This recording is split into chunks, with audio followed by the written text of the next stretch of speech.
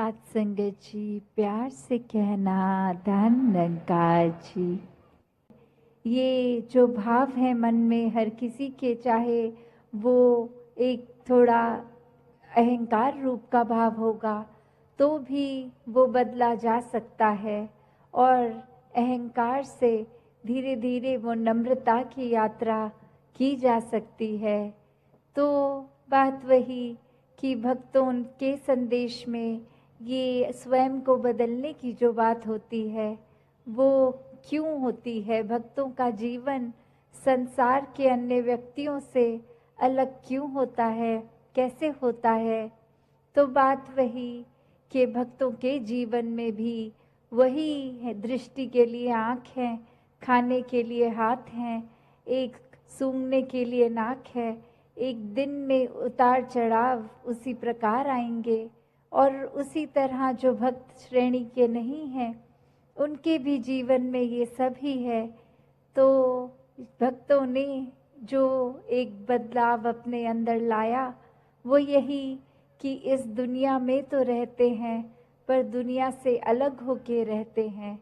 तो ये अलग अब कैसे रहना हुआ, ये ब्रह्म ज्ञान द्वारा जब इस परमात्मा को पा लिया, देख लिया, इसके प्यार में एक पूर्णता से खचित हो गए, तो कैसे एक अपने आप को हर पल इस परमात्मा के एहसास में रहने वाला वो भाव भक्तों के जीवन में आ गया। और जैसे एक दुनिया के तो तरह तरह के रंग हैं, भक्तों के जीवन में सिर्फ वो प्यार का रंग चढ़ता है जो इस परमात्मा से हो जाता है इसको देखने के बाद। तो ऐसे भाव से युक्त भक्त अपने जीवन के जब हर पल को जीते हैं तो वो भाव ही बदल जाते हैं, एक नज़रिया बदल जाता है। एक वो बात कि अगर हम कुछ भी उदाहरण लें कि कोई भी स्थिति में एक जो रुख करा जा सकता है वो एक अच्छी तरफ भी और बुरी तरफ भी, एक परिस्थिति से हम क्या निकालते हैं वो भी एक अच्छाई निकाली जा सकती है, एक बुराई निकाली जा सकती है। तो भक्तों ने हमेशा वो अच्छाई की ओर ही रुख करना सिखाया है कि परिस्थिति अगर इस परमात्मा ने दी है तो अच्छी ही होगी। एक अगर उस परिस्थिति को अच्छा नहीं समझ रहे हम तो वो हमारी कमी है, इस परमात्मा ने तो पूर्ण किया है इस परिस्थिति को भी। जब इस परमात्मा ने हमको जो कुछ दिया वो परमात्मा का जो दान है, तो ये परमात्मा जहाँ पूरा है तो परमात्मा की दी हुई हर परिस्थिति भी पूर्ण है। फर्क सिर्फ हमारे नज़रिए का होता है कि उसको हम किस तरह देख रहे हैं, उस परिस्थिति में से हम निचोड़ क्या निकाल रहे हैं, उससे सिखलाई क्या निकाल रहे हैं।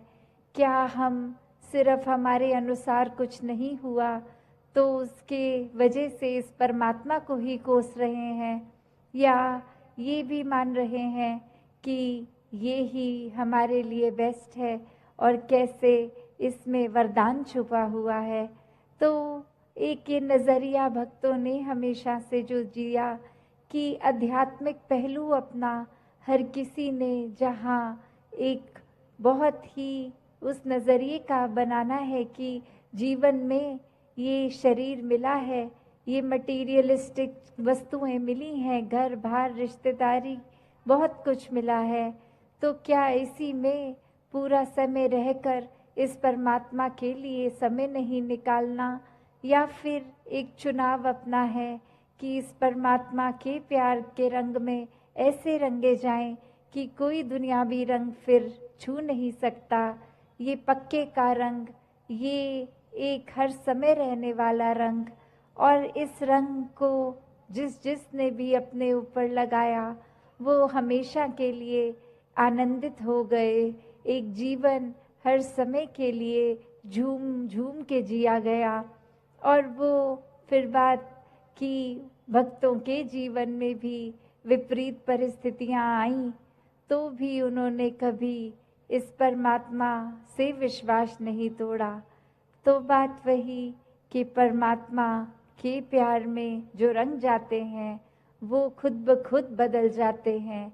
एक सामाजिक रूप से चाहे रहन सहन वैसा ही रहेगा जैसे ये परमात्मा के प्यार से पहले का था, वो एक शक्ल आकार सब सेम रहेगा।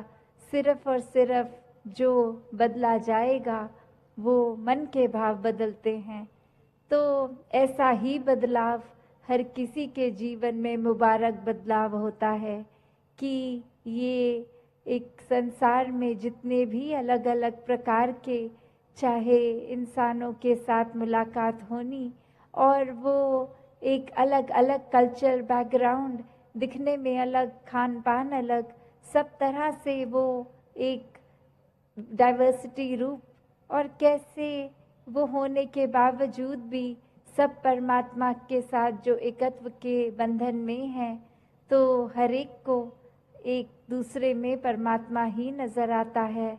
और कैसे फिर एक ये एकत्व ही दिल पे हर समय का, और उससे फिर कोई किसी में फ़र्क नहीं दिखता, कोई ऊंच नीच जाति पाति प्रांति कुछ भी फ़र्क नहीं, सब अपने हैं, सब ही पूजनीय हैं।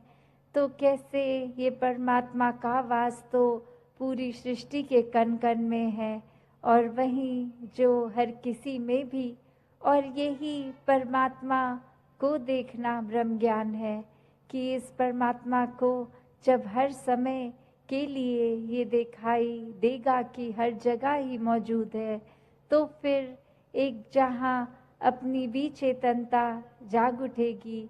एक जो सच्ची दात है, जो भक्तों ने युगों युगों से समझाई है कि दुनिया भी एक दौलत तो आज है कल नहीं, इसने बदल जाना है, एक माया का रूप बदल जाना है, घर परिवार सोसाइटी सब बदल जाएगा, पर सिर्फ और सिर्फ एक चीज़ जो अपनी जगह में कायम दायम शुरू से थी, अभी भी है, और ये संसार खत्म होने पे भी रह जाएगी, तो वो बस ये परमात्मा, ये निराकार है। तो इस निराकार को पहचान के जीवन में जहाँ फिर वो समझ भी आ जाती है कि जो कुछ इस निराकार ने दिया है उसका सदुपयोग ही करना है, किसी के नुकसान का कारण अपने आप को या किसी वस्तु को नहीं बनाना, मन में भाव हर किसी के लिए एक शुद्ध विचार रखते हुए हर किसी के लिए फिर वो मन से एक दुआ अरदास कि ये जहाँ किसी के दिन घर में जीवन में एक स्वास्थ्य रूप किसी भी तरह का एक नुकसान हो रहा है, तो वो भी एक भक्तों का दिल तो इस तरह पिघलता है, किसी को देखकर ठीक नहीं है तो उनसे ज़्यादा उनका दर्द भक्त समझते हैं। तो कैसे ऐसे वाले जीवन को मुबारकबाद जीवन कहा जाता है। ये एक परोपकारी जीवन होता है, अपने लिए सेल्फ सेंटर्ड होके, सेल्फिश होके, ये अपने ऊपर केंद्रित नहीं, पूरे संसार की भलाई के लिए भक्त अपना जीवन लगा देते हैं, पूरी ह्यूमैनिटी, पूरी मानवता के लिए ये संसार में आकर। तो कैसे जहाँ एक मन में भी भाव होते हैं कि ये एक समान अगर नहीं भी कोई दिख रहा पर सब ही एक है, तो भाव वही कि भक्तों ने युगों से ये जो संदेश दिया है कि कैसे इस परमात्मा को जानकर फिर अपने जीवन में बदलाव आ सकता है कि इंसान बनो। तो किस तरह ये जो हमारी धरती है इतनी सुंदर है, पर्वत भी है, इसमें रेत भी है, पानी समुंदर के तरह, किसी नदी की तरह, या कितना सारा अलग तरीके से पानी भी जहाँ है, तो इतनी भिन्न भिन्न तरह से ये जो धरती में दिखने के लिए तो काफ़ी अलग चीज़ें हैं जिसकी हम सुंदरताएं निहार सकते हैं। तो इसको खूबसूरत ये जो बना रहा है, अगर हम हर एक के गुण भी देखें कि ये जो कुदरत है उसमें अगर जहाँ पहाड़ की ज़िक्र आ रहा है तो पहाड़ वो कितना ऊंचा, कितना मज़बूत, कितना उसमें एक हाइट भी होती है। तो कैसे अगर पानी की ओर देखें तो कैसे नदी नीचे की तरफ आती है और अपने इस सागर रूप में मिलती है। कैसे जो रेत होते हैं ये हवा के साथ मिट्टी की जब बात आती है तो धरती में कितनी खूबसूरती है, हर एक चीज़ की अपने आप में कितने सारे गुण हैं। फिर भी ये आपस में जब रहते हैं आपस में टकरार नहीं करते। और कैसे हम इंसान इसी धरती पे जब आकर रह रहे हैं तो ये सब चीज़ें हमें दिख रही हैं पर हम इसको ख़राब करने की ओर लगे हुए हैं।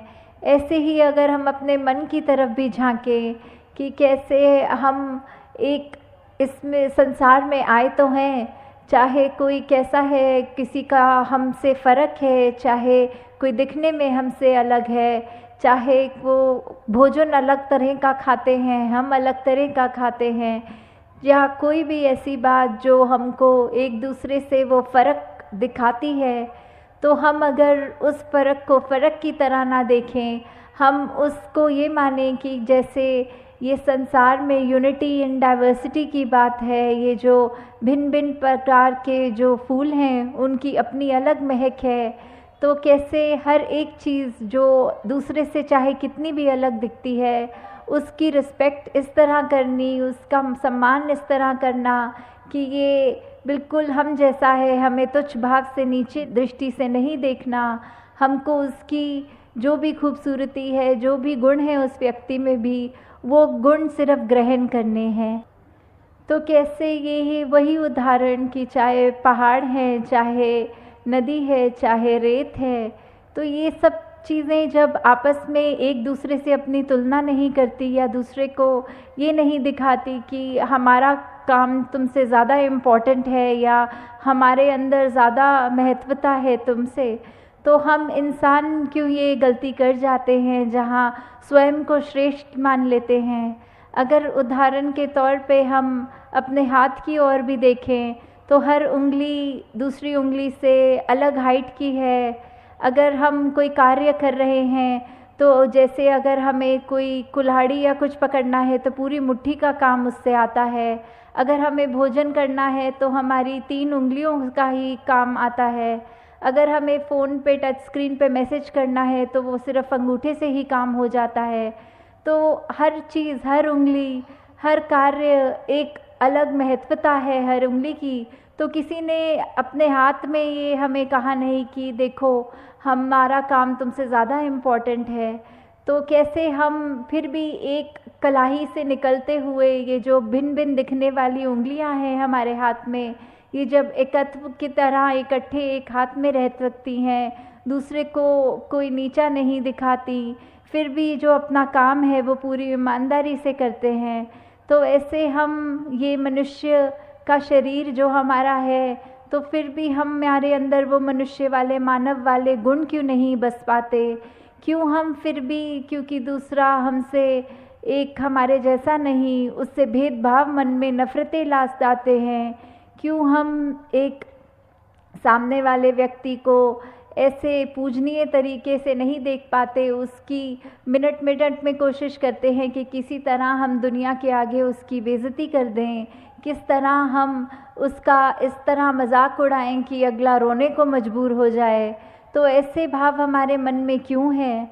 हम इस तरह उस व्यक्ति के अंदर, उसके दिल में ये परमात्मा जो बसा है उसमें हम चोट क्यों पहुंचाते हैं?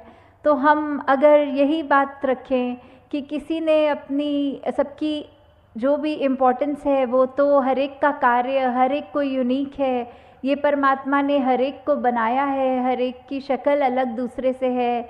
हालांकि ये जो फिंगरप्रिंट्स की भी बात आती है कि किसी का एक अंगूठे का निशान दूसरे से नहीं मिलता, परमात्मा ने तो हमें इतना खूबसूरत, इतना हमारे अंदर अलग अलग गुण बसाए हैं, तो फिर हम हर एक के उन गुणों को गुणों की तरह ही देखें।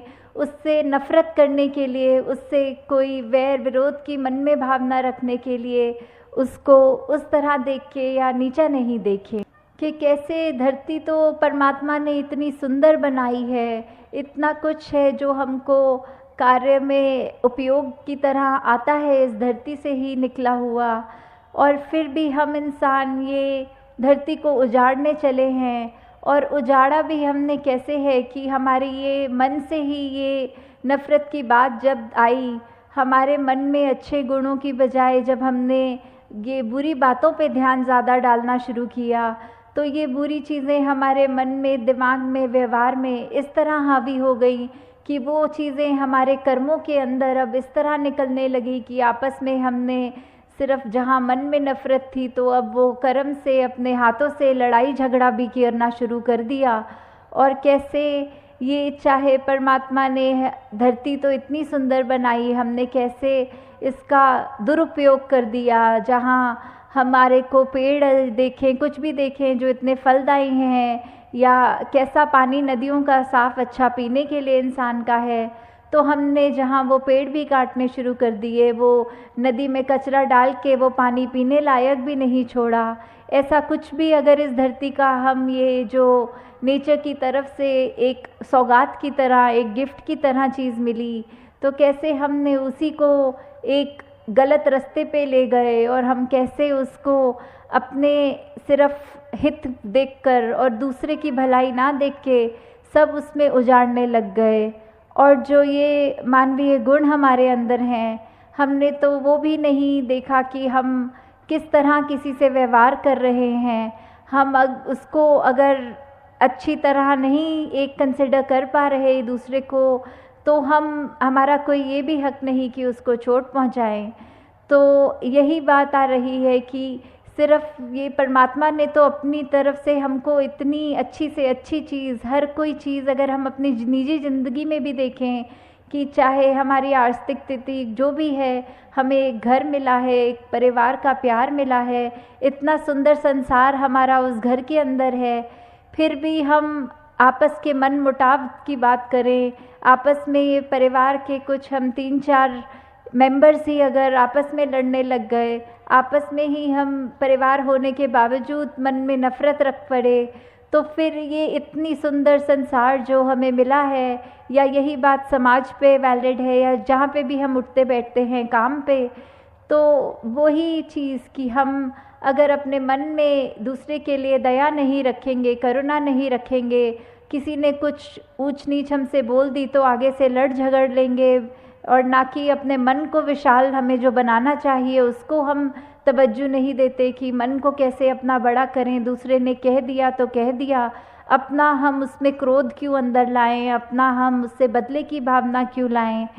तो हमने जहाँ ये संसार इतना खूबसूरत है, वहाँ हमारी वजह से इस संसार में कोई बदसूरती ना आ जाए। हमारे कर्मों से हमारी ज़िंदगी खुश भी हो सकती है, और हमने अगर ऐसा कोई कार्य कर दिया जो हम अपना भी नुकसान करें, औरों का भी और इस प्रकृति का भी, तो हमें बहुत ही ये चेतनता हम सबके अंदर है, उस चेतनता का प्रयोग करना है। इस ब्रह्म ज्ञान जहाँ हमारे जीवन में ये रोशनी का कार्य कर रहा है, इस निरंकार प्रभु परमात्मा का जो एहसास कि हमारे अंग संग है, जब ये हमने जान लिया, तो फिर हम जानबूझ के ऐसा कोई भी काम नहीं करेंगे जो हमारा भी नुकसान करे और अगले का भी नुकसान करे। फिर हम एक वो भाव हमारे ऐसे हो जाएंगे कि हम हर एक से प्यार करेंगे, हम हर एक के जीवन में थोड़ा किस तरह और उसका जीवन कंफर्टेबल कर सकते हैं, उसको क्या सहूलत पहुंच सकती है हमारे वजह से, फिर हम अपना फोकस, अपना ध्यान उस चीज़ में लगाएं। तो दातार सभी पे कृपा करे कि अपना जीवन हम सब बिल्कुल एक ये चलता फिरता प्रचार बन जाए, हमारे जीवन में सारे वो मानवीय गुण आएँ जो हमको इस संसार में खूबसूरती का ही हम एक संदेश खुद बने पहले और फिर दूसरों को दें। साथ संगत जी, प्यार से कहना।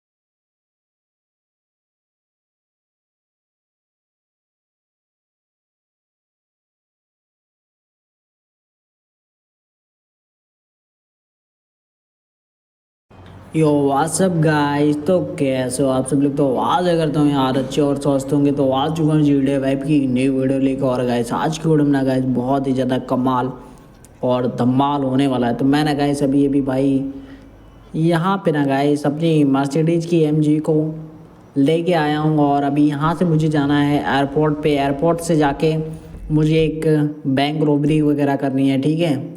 तो वहाँ पे जाना है, ठीक है। मुझे यहाँ से सबसे पहले निकलना है एयरपोर्ट की तरफ। तो एयरपोर्ट पे जाने के लिए मुझे अभी यहाँ से लोकेशन वगैरह लगानी पड़ेगी।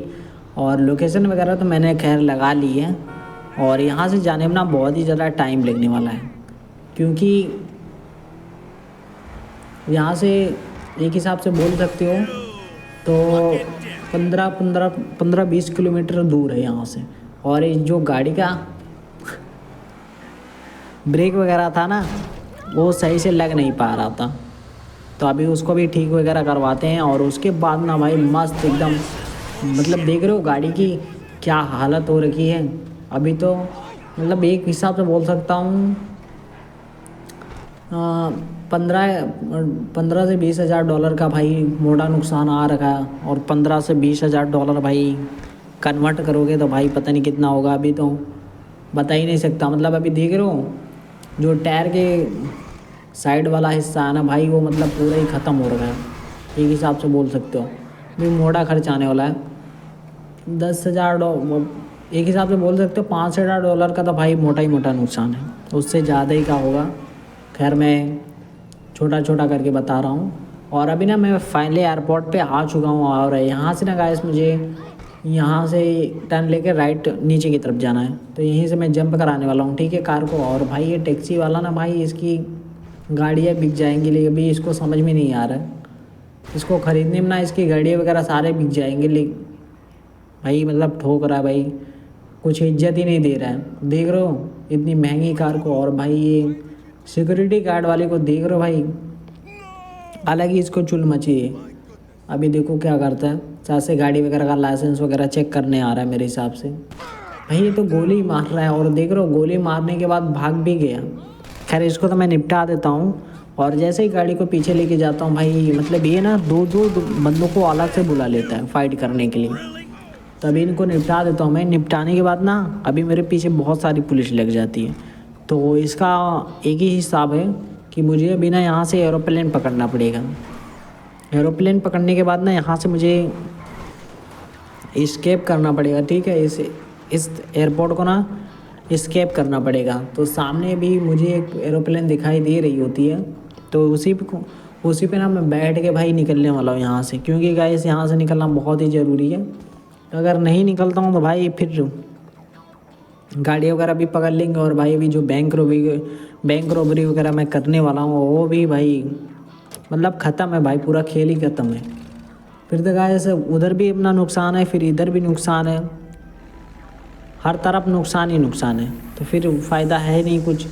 तो अभी ना इसलिए ही मैं एरोप्लेन पकड़ लेता हूँ। और एरोप्लेन लेने के बाद ना भाई मस्त आसमान की मौज करते हुए भाई आगे की तरफ जा ही रहा होता हूँ। और देख सकते हैं यहाँ पे काफ़ी ज़्यादा ही मज़ा आ रहा होता है। तो मैंने कहा ऐसे यहाँ पे मस्त मज़े वगैरह करते हुए जा रहा होता हूँ। और अभी ना गाइस मुझे यहाँ से ना एरोप्लेन को लैंडिंग वगैरह भी यहीं से करवाना है। तो मैं ना एरोप्लेन को लैंडिंग वगैरह करवा के गाइस बैंक रॉबरी करने के लिए आ जाता हूँ। अभी तो गाइस 10 मिलियन डॉलर की हमने बैंक रॉबरी कर ली है। और भाई अभी पुलिस वगैरह वाले देख सकते, मतलब हद से ज़्यादा भाई बंदे लग चुके हैं। इनका ना भाई कुछ जवाब ही नहीं है, एक हिसाब से बोल सकते हो। हमने ना 10 मिलियन डॉलर की रॉबरी कर ली है। और अभी दिखाता हूँ मैंने कितनी चोरी वगैरह की है, मतलब चोरी वगैरह क्या गाइस, कितना गोल्ड वगैरह हमने लूटा है बैंक से और कितना नहीं लूटा वो मैं दिखाने वाला हूँ आप लोगों को। वेट करो, ठीक है। जो ये सब गाड़ियाँ दिखाई दे रही ना, ये सब मेरे ही बंदूक की गाड़ी वगैरह हैं। और देख सकते हो मतलब कितना भाई, कितना सोना, इसमें कितना सोना है, बहुत ही ज़्यादा सोना है। तो ये ना लगभग 10 मिलियन डॉलर होगा मेरे हिसाब से, या उससे ही कम होगा, 1-2 मिलियन डॉलर कम होगा, या उससे ज़्यादा ही होगा। खैर मुझे करेक्ट तो नहीं पता, लेकिन हाँ 10 मिलियन डॉलर है। अभी देख सकते हो भाई पूरी पूरी की पूरी सिक्योरिटी लग चुकी है, इतनी सिक्योरिटी लग चुकी है कि एक हिसाब से बता सकते हैं कि भाई यहाँ पे ना आना जाना ही पूरा जाम हो रखा है। और इन लोग को देख रहे हो भाई, मतलब अभी ना इनको भाई एक लात ना इनको देता हूँ, और भाई कर भी नहीं सकते कुछ मेरा, क्योंकि अभी ना भाई मेरे अंडर में है सब कुछ। और सारा का सारा ना गाइस अभी मैं कंट्रोल कर रहा हूँ, क्योंकि गाइस सारे के सारे तरफ मेरे ही बंदे लगे हैं। और भाई इन लोग को ना मैं मस्त भाई एक एक हाथ दिए जा रहा था, मतलब यहाँ पे ना फुल मेरा ही चल रहा था और किसी का नहीं चल रहा था। और भाई इसको तो देख रहे हो, मतलब क्या भाई क्या कर क्या रही है। एक लात पड़ते ही ना भाई इसकी कहानी वगैरह का ख़त्म कर देता हूँ मैं। और देख रहे हो सामने की तरफ 2 सिक्योरिटी गार्ड वाले बंदे भी खड़े हैं, उनको भी भाई मतलब देख रहे हो फुल स्वैग में खड़े हैं। तो चल भाई तू भी एक ले, तू भी एक ले। फाइनल ना गाइस अभी उन लोग को मैं निपटा के बहर की साइड आ जाता हूँ। और अभी ना यहाँ पे मैं ना भाई अपनी ही गाड़ी फोड़ देता हूँ। देख रहे अपने ही बंदों को भाई आग वगैरह लगा रहा हूँ, ये सब मेरे ही बंदे। मैं गाइस भूल जाता हूँ भाई उस टाइम जिस टाइम बम वगैरह मैं लगा रहा होता हूँ। तो गाइस अभी ना मुझे ना गाइस इन लोगों की गाड़ियों पे लगाना था, लेकिन मैं ना भाई अपने सिक्योरिटी गार्ड वाले बंदों पे भी लगा दिया। मतलब मैं ना अपने बंदों को अपने से ही एक हिसाब से बोल सकते हो उड़ा रहा था। तो अभी ना मैं बम ब्लास्ट करने वाला हूँ, इससे पहले सारे तरफ ना स्टिकी बम लगा रहा होता हूँ। और अभी ना भाई बहुत ही ख़तरनाक बम ब्लास्ट होने वाला है, मतलब देख रहा भाई बहुत ही ज़्यादा ख़तरनाक होने वाला है। तो यहाँ से ना गाइस अभी थोड़ा सा और बच गया है, मतलब यहाँ पे 3-4 स्टिकी बम और लगेगा। और भाई मतलब देख रहे हो ये खैर तो ये अपने ही बंदे थे।